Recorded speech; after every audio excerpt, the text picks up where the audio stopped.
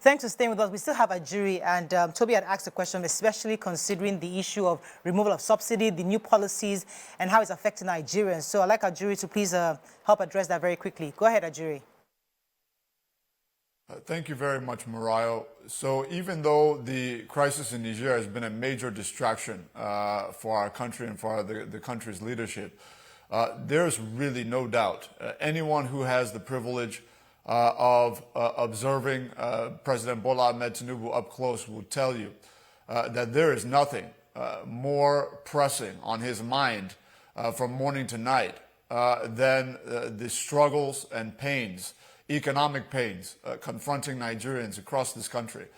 All segments of the society have been affected by the removal of the fuel subsidy on one hand and by the unification of foreign exchange rates on the other hand, and what that has meant in terms of the devaluation of the currency, what that has meant for rising, the stagnation of wages, along with rising food and energy costs. So we know exactly what Nigerians are going through. And that is why Mr. President has been very, very communicative, really speaking directly to Nigerians at a frequency that Nigerians really aren't used to from a president, to really communicate to them on a real-time, updated basis on those immediate, urgent emergency measures that he's putting in place to provide some succor. So on the one hand, yes, Mr. President has announced of course, the release of 200,000 metric tons of grains from the Strategic Grain Reserve to oversupply our markets with a view to crashing the cost of food in the country. Additionally, directing the release of 225,000 metric tons of fertilizers, seedlings, and other agricultural supplements for our farmers to massively bolster production nationwide, to not only replace what was taken out of the reserve, but also to further oversupply our markets, to further reduce the cost of food in the country. When it comes to the MSMEs across our dear country that are now facing decisions about whether or not they need to start laying off people just to survive, especially the enterprise ownership around the country, we are putting in place an immediate delivery of over about 175 billion naira worth of a combination of grants and single-digit interest rate loans repayable over a 4 to 5 year term to ensure that not only we can stop the job losses that would occur if we do not intervene, but that hopefully our MSMEs can even expand their operations a bit with the new financial breathing space they're going to be receiving from the federal government in short order. In addition to that, we are at a very advanced stage of the process of national minimum wage review. I did cite wage stagnation as one of those pressure points on the president at the moment.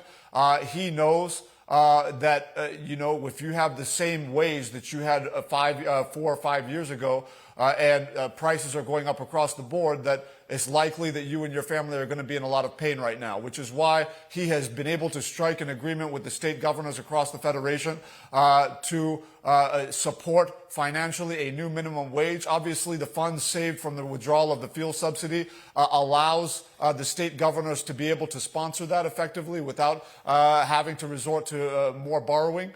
So we're on the right course with that.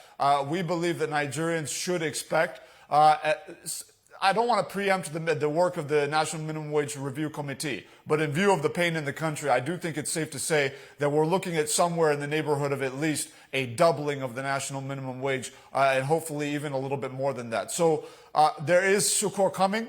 We are pleading with our people to please be patient with Mr. President. He will continue to engage with Nigerians directly as developments unfold, but he is with them, and he is also ensuring that, in as much as we deal with food, as much as we deal with MSME bailouts, as much as we deal with stagnant wages, he's also dealing very aggressively with the energy problem.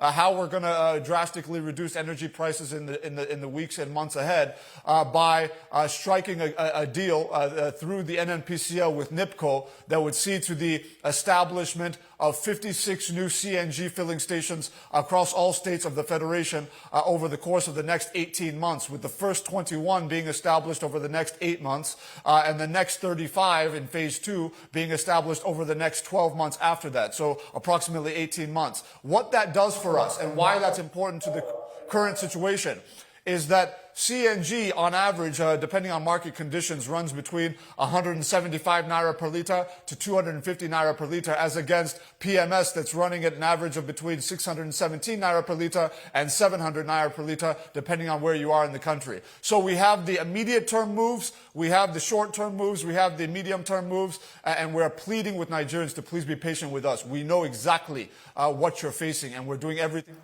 All right, Ajuri. Now, the reason why I was trying to cut you off is because many of us have read these things you said. We've seen it in the last 1 week or so. But we like to take things in bits and pieces so Nigerians have a thorough understanding. Because when we rush through all the various steps the president is taking, sometimes we speak over the heads of the average Nigerian. So we would have loved to take it bit by bit and what the status is on this, all the disbursement of cash the president promised, the grains, where we are with that, the CNG buses coming up. It would have been great for us to have it laid down one by one so that Nigerians really have a full understanding. But I understand that it was important for you to reel it out for us. However, let me come to talk about, because I know you have the next question. Go ahead. So, Ajuri, I wanted to ask about, you've touched on a few of the things that I want to ask, but I would want you to give us in more specific terms. We've said it over and over again that Nigerians we've been heartbroken by our government so many times that there's a we don't trust what we read in the papers. We don't trust you saying you will release grains, you will release funds, because we've heard it several times and we didn't feel it. So it is not, you're not dealing with your own. You're dealing with the fact that we have been heartbroken. So you are going to have to prove yourself over and over again to Nigerians to be able to, for us to take you at your word. You spoke about the fact that funds are going to be disbursed to MSMEs, and then you also mentioned the CNG. But I'd like you to clarify on those two. Petrol is being speculated to go to 750 naira per liter based on the scarcity of dollar and the international market cost of crude oil. Is that going to happen? And when it does, would it happen before the disbursement of the funds and palliative, or is it a case that we are going to be able, you're sure the government would be responsive in time for that? Number one. Number two, I should take it one after the other. I wanted to ask about the CNG. And will we be able to, as individuals, have access to the CNG buses, filling stations? I have a car.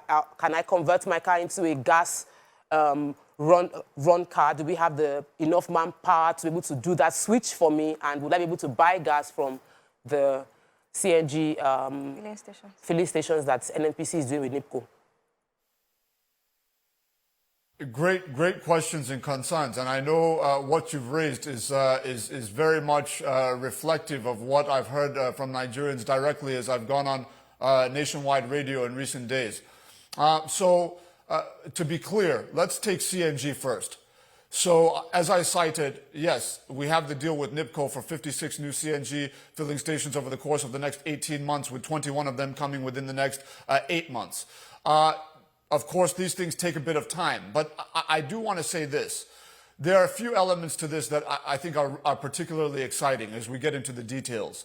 One is that it's a win-win for the country. We have all of our massive gas resources in this country that are not being domestically utilized, that we're flaring, messing up the environment, and we're not earning any money from it. This allows us to monetize our gas resource while saving Nigerians huge amounts of money at the pump. So it's a win-win for everybody. What I will say is this. Aside from the issue of CNG filling stations, which deals with the supply issue, right? Ensuring that there's accessibility to CNG products nationwide, irrespective of where you live. That's goal number one, and that's what we're dealing with the NIPCO agreement. But it's important to note that that's only one agreement. We have multiple partners that we're currently engaging with, and urgency is the watchword here under President Pres.Tinubu. He has no time to waste, and he treats every negotiation with that mindset. So we're talking to other partners such as Greenville, LNG, and many others who are very keen to establish filling stations across the country within their virtual pipeline networks. That's their trucking distribution networks that would enable them to be part of this program. In addition to that, I want to mention this very critical point. In addition to having other companies like NIPCO and Greenville and LNG and others that will come into play, also, the president, through the NNPCL, is directing that because NNPC currently has the largest network of retail filling stations across all senatorial districts and states of the Federation, that we're going to now collocate within the existing NNPC filling stations CNG fill-up points, so that we can leverage on the network we already have on ground, which can save us a lot of time. While also getting these private partners involved in CNG, retail. So that's on that. Now you asked a very great question on the issue of demand. We deal with supply by making sure you have the CNG fill-up points all over the country. Now you deal with demand, making sure that Nigerians are in a position to offtake and benefit from CNG. Now, how are we going to do that? There are a few measures. Number one, Mr. President is directed that over a minimum of 50,000 free CNG conversion kits will be granted to transportation companies across all states of the Federation. We want to deal with the areas of transport that affect the bulk masses of our people. These are the lowest income earning Nigerians that are taking buses, that are taking, commercial transport and all of that. We want to make sure that we crash those costs for them before we necessarily start prioritizing the middle class and the elites who have their own cars and their own trucks and all these kinds of things. Let's deal with commercial transport even as we deal with these other classes. But let's give urgent priority to commercial transport. So we're going to be giving out these CNG conversion kits to transportation companies nationwide free of charge. Then after that point, because government cannot obviously fund all CNG conversion kits in the country when you have 13 million vehicles on our roads. So what we're doing is we're going to provide, we're going to leverage on our ability to remove all VAT and customs duties on the importation of all CNG conversion kits in the country to crash the end cost implication on Nigerian consumers who want to purchase a CNG conversion kit. In addition to that move to crash the cost by removing the customs duty and VAT duty on the conversion kits, we're also going to provide, this is very key, financing packages depending on your income level. So if you're a civil servant and you have, let's say, a tukumbo, and you're earning, let's say, 60,000 naira a month, for example, we'll be able to work out an arrangement with you that takes into account your monthly salary and say, look, okay, because you're earning 60,000 naira, we'll allow you to pay 3,000, 4,000 naira a month until you have fully paid for your CNG conversion kit. But meanwhile, on the day that you start your arrangement, you have already converted your car, so you're already benefiting from the savings. So really, in effect, the savings you're going to be getting from using CNG instead of PMS will be enough to overcompensate for even that monthly payment that you'll be paying toward the payment of your kit. So we're not asking Nigerians to magically come up with a 250,000 naira or 300,000 naira for CNG conversion kit. We will have financing arrangement according to your salary classification. Whether you're a formal economic worker or an informal economic actor, we're going to ensure that we cater that for everybody so that everybody can convert their vehicles, whether na keke napep, whether Okada, whether a vehicle and all of that. And then, of course, we're taking care of transportation companies. Then the next one I want to mention, this is very strategic, is that we recognize that if once we have been able to effectively establish both the supply and demand side on CNG, what that now positions us to do very strategically is the president in the immediate term, because of the urgency and the pain that Nigerians are facing, we're going to import CNG conversion kits and things like that. But over the short to medium term, what we're doing is we're incentivizing with tax reliefs companies that will be manufacturing those CNG conversion kits, and we're also going to be rolling out CNG conversion factories across all states of the Federation, where Nigerian youths will be trained and employed to be those who will be fitting the CNG conversion kits in all vehicle classes nationwide. But then the last point I want to make on this is that we're going to be exporting not only the CNG as a product, but also those buses and vehicles that are now CNG fueled. We're going to be exporting those to our neighbors. So we'll be exporting the supply, CNG supply. We'll also be exporting the CNG demand from Nigerian factories that are producing these buses, producing these vehicles with Nigerian jobs, increasing Nigerian tax payment and tax revenue. So it's a win-win on all sides. We see this crisis as an opportunity. And Mr. President Bola Ahmed Tinubu is going to ensure that we turn this crisis into a massive economic boon for our country. And that's why we're... All right. Ajuri, hope we haven't lost you. Ajuri, still there? I'm still with you. Second. All right. We're going to be moving into the issue of ministerial nominations right in a moment, but there's a question that came to mind. A few weeks back, we were told that more licenses were given out to oil marketers. How is that going? Because we thought that when we have more marketers importing fuel, eventually, no matter what the price, eventually the price will come down. How is that going? This 57, I think, licenses that were given out, we're told. How is that going? And then the 1 trillion naira that the president said he has saved in the last few months, how do you plan to expend that? Yeah, oh, fantastic. Okay, so let me start from the issue of oil marketers. I want to use this platform to, if I may, Morayo, to address a myth that is just pervasive in our country. When I go on TV and radio, this is the question, this is the poser that I often get. They say, if our refineries were working, the idea is that if our refineries were working, fuel would be cheap for Nigerians at the pump. Let me take this opportunity for all those watching, and please spread the word, that is a myth. It does not happen anywhere in the world. Even if we had the most refineries producing the most PMS in the world, you would find that the most prolific PMS producers with their refineries, if you go to and see what they're charging at the pump, you will find that it's no different from those countries that don't have refineries. I'm not saying that we should not have refineries. There are benefits to having refineries working, which is why our Port Harcourt refinery is coming on stream December 2023, at the end of this year, phase 1, and then the final phase 2 at the end of 2024. The Dangote Refinery is obviously up. That's going to start dishing out products very soon. In BUA Refinery, a new 200,000 barrel per day refinery is coming up in Akwa Ibom. We're going to have excess supply that we can export internationally. The point I'm making on this is that the reason why the price at the pump will not go down, irrespective of what your refining capacity is as a country, is because nobody spends billions of dollars, tens of billions of dollars on building a refinery because of charity or because of corporate social responsibility. They do it to make money. So that is why you find that no matter how many oil marketers you have bringing the product into the country, no matter how many refiners you have producing massive amounts of PMS and all of that, the price is dependent on the international benchmark of what the crude oil per barrel is, what the cost of it is. When the oil price is high, the price of the pump will go up. When the oil price is low, the price will go down. These are market fundamentals that are determined not in one country, but on the international stage. So what we are saying is that the benefits of having refining in the country is not that you will have cheap fuel. No.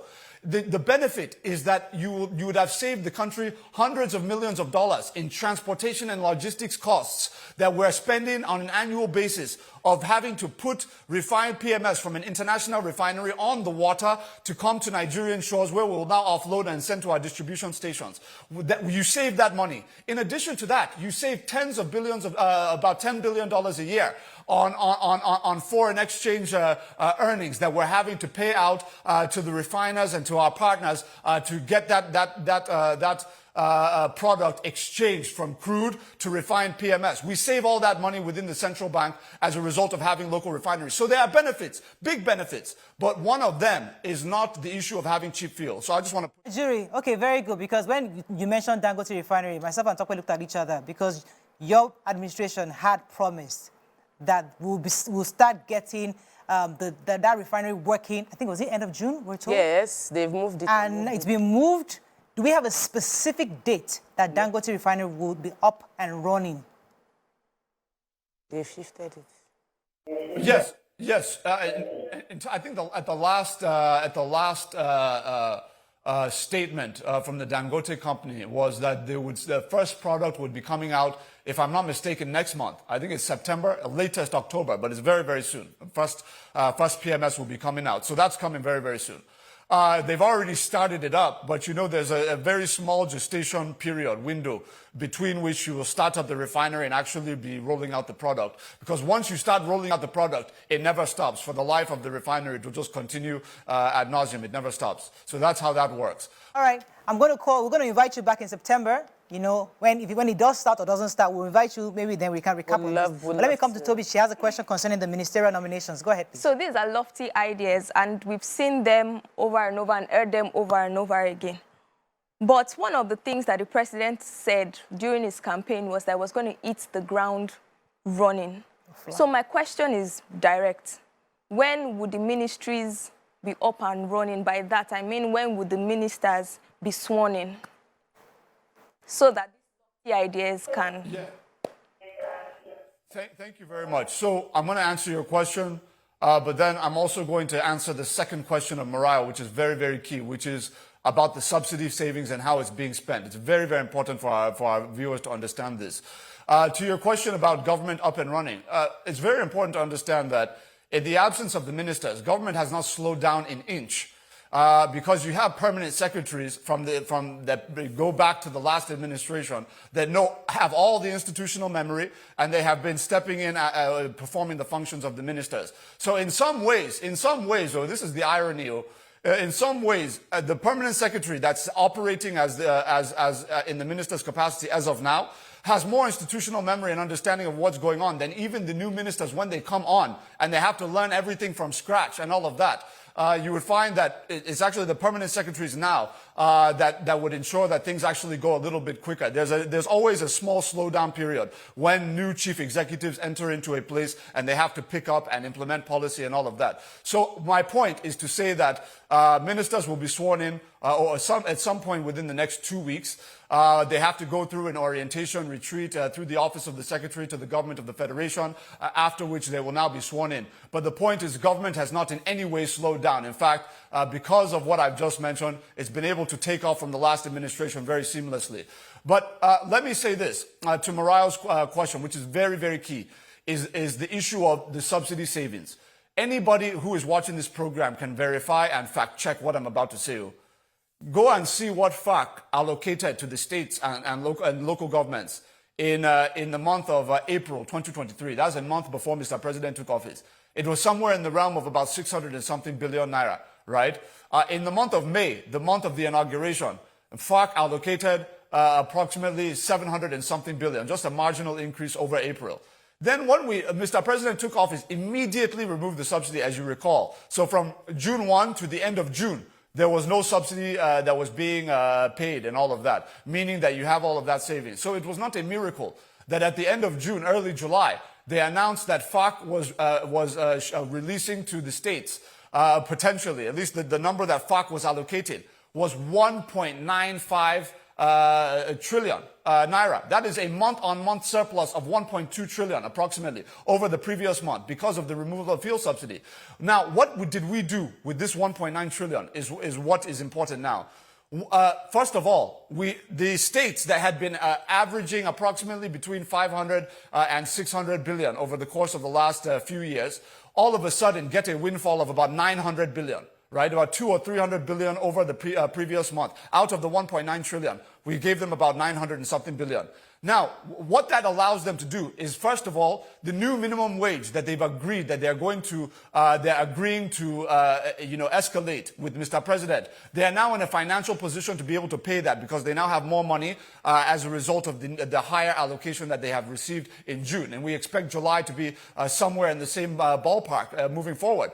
Now, the other part of the money, Mr. President had directed that approximately nearly 800 billion would be set aside in a dedicated savings account. Not savings just to have money sitting idle, but to provide an increment to our reserves and also for investment, which is why the president said, look, if we make the mistake that previous governments in this country have made, as an accountant, he understands these things.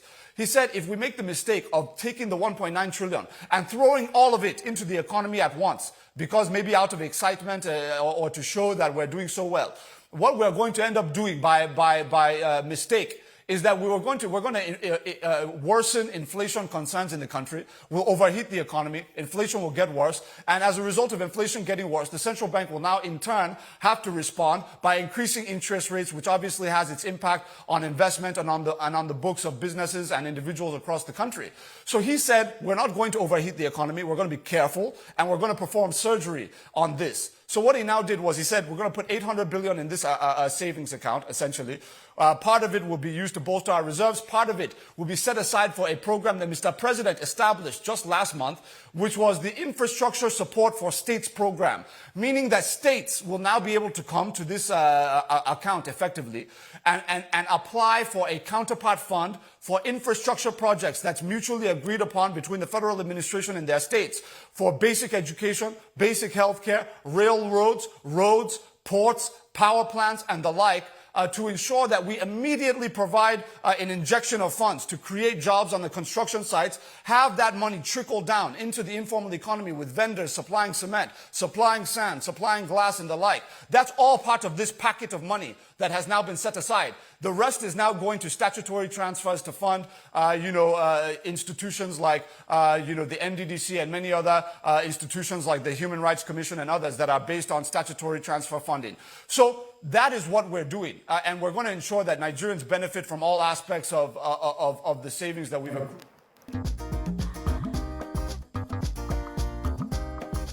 Stay tuned. Your View will be right back.